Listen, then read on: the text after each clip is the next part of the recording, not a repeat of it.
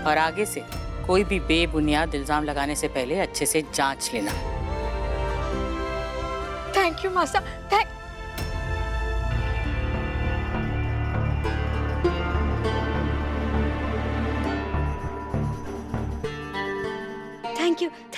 Thank you मासा, आपने बिल्कुल सही पकड़ा। मैंने प्याज अपने हाथों से ही काटे थे, मशीन मौसी से नहीं। लेकिन सच्ची इस बार गलती ना हमारी नहीं थी, वो चक्कू चाचा से है ना, मुझे लगता है वो बूढ़े हो गए, अब वो सिर्फ मक्खन लगाने के काम आएंगे ना। उसमें कोई जान थी ना कोई धार। अरे आपको कैसे पता? क्योंकि बिना धार का चक्कू मैंने तुम्हें जानबूझ कर दिया था। अरे तभी तो मैं सोचूं कि हमारे प्याज ढंग से कट क्यों नहीं रहे। तभी हमारी नजर मशीन मौसी पे पड़ी। मशीन मौसी, आपको तो देख के लग रहा है कि आप में बहुत धार है। ये सारे प्याज सट सट करके कट जाएंगे और आप में तो कोई धार नहीं है। आप खुद भी थके हुए हो और मारे को भी थका रहे हो। अब मैं करूँ तो करूँ क्या? आइडिया नचना लग गया मुन्ने। फिर मैंने सिलबट्टे से चाकू में धार बनाई। भाभी आप इतनी मेहनत क्यों कर रहे हो? देखो मैं दिखाता हूँ आपको। ये लिया और ये देखो कट गया। न ज्यादा मोटा न ज्यादा पतला, एकदम परफेक्ट। लो काटो इसे फटाफट। नहीं, अगर मासा चाहती है कि मैं चक्कू से सारे प्याज काटूं तो मैं चक्कू से ही काटूंगी, क्योंकि मैं मासा के साथ बेईमानी नहीं कर सकती। अगर उन्होंने बोला है तो जरूर कोई बात होगी। मैं इसी से काटूंगी। आपको पता है, अगर चक्कू चाचा सामने और धार होती ना तो मैं और अच्छी प्याज काटती। जानती हूँ, पर तुम्हारी परीक्षा सिर्फ प्याज काटने की नहीं थी। परीक्षा इस बात की भी थी कि कैसे मुसीबत के समय में या परेशानी में तुम पड़ जाओ तो कितनी समझदारी से उस परेशानी से बाहर निकलो। और इस परीक्षा में तुम पास हो गई हो बिल्कुल।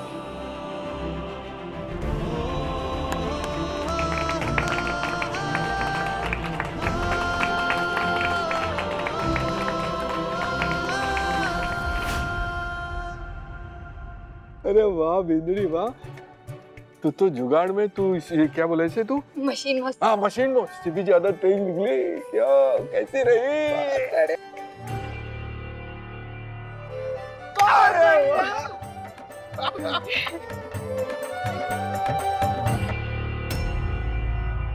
ओले मासा, 3 बजने में अब थोड़ा ही समय बचा है।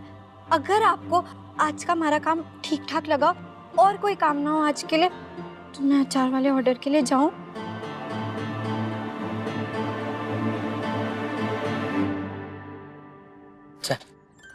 और अगर वो फिर भी सैंपल्स नहीं लेते तो मैं आपको ही लेके जाके उनके सामने खड़ा कर देती। आपको देख के तो अच्छे लोग भी डर जाते हैं। क्यों? इतना डरावना हूं मैं?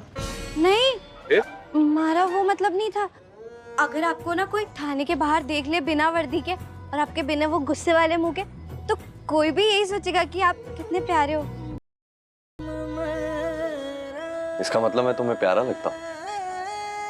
नहीं मतलब मैं तुम्हें प्यारा भी नहीं लगता? नहीं, वो मतलब आप सबका कितना ध्यान रखते हो ना, मासा, पापा सा, वर्णिका, वायु भैया, व्योम, इसीलिए। और विशेष भाई, और वानी जीजी, और बाई जी, और मारा।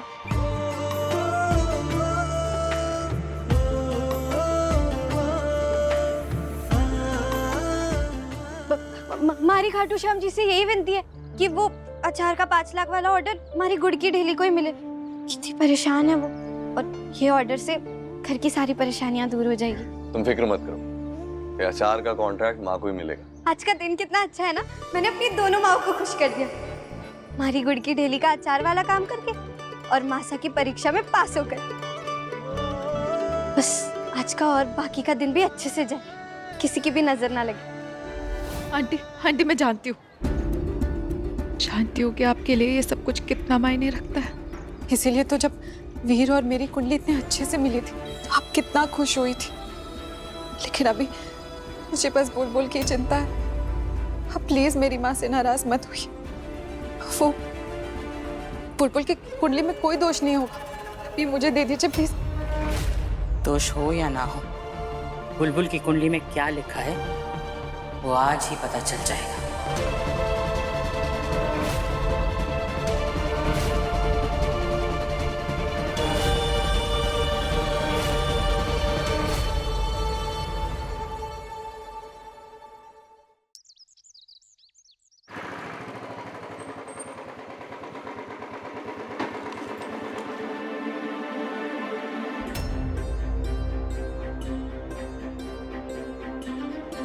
चलो, क्या सोच रही है? सब कुछ अच्छे से तो हो गया? मैं यही सोच रही थी कि अब बस किसी की नजर ना लग जाए। एक काम करती हूँ, नजर उतार देती हूँ। थु, थु, थु, थु, थु, थु। थु, थु। थु, थु, थु। अच्छा, तो ये नजर उतार रही थी।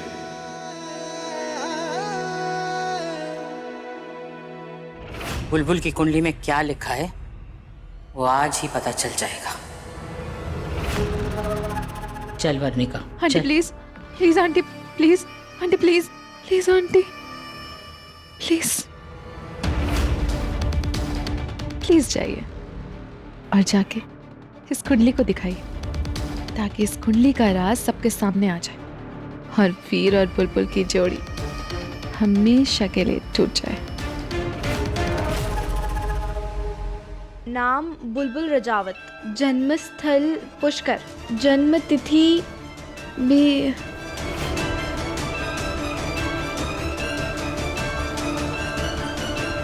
दादी ये हिंदी में लिखा है। घर में जाकर आराम से पढ़ेंगे। यहाँ बाजार में सबके सामने तमाशा करने की जरूरत नहीं है। ड्राइवर को फोन लगाओ कि कार लेकर आए।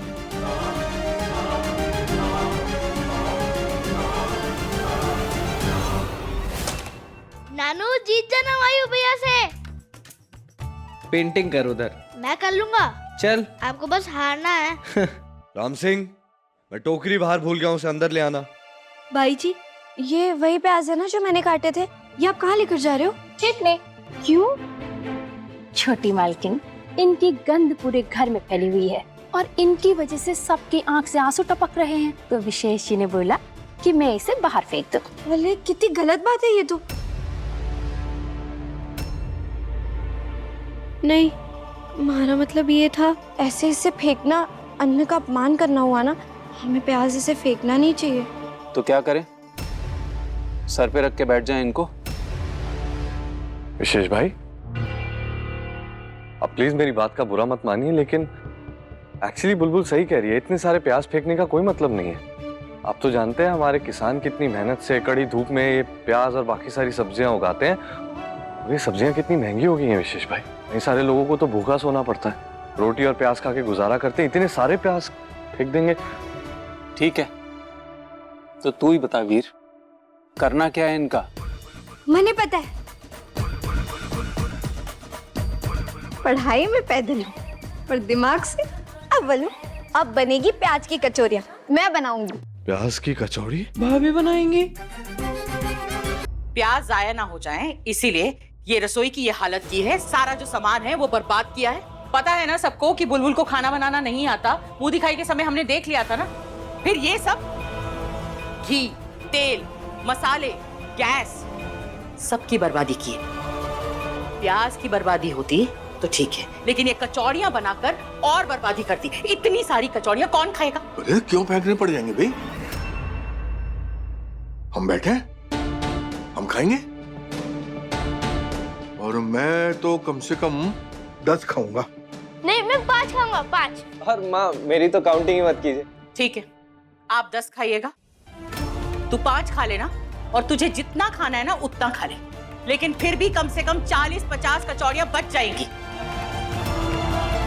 पहले तो सिर्फ प्याज कूड़ेदान में जाता, लेकिन अब कचौड़ियां भी कूड़ेदान में जाएंगी।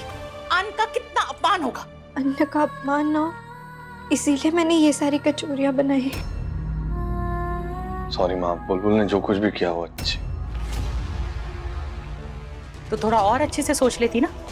अच्छाई से हर काम कभी कभी ठीक नहीं होता, सोच समझकर काम करना चाहिए। मैं तो अब यही मना रही हूँ कि कोई चमत्कार हो जाए जो ये कचौड़ियां फेंकने से बच जाए। मैं देखता हूँ।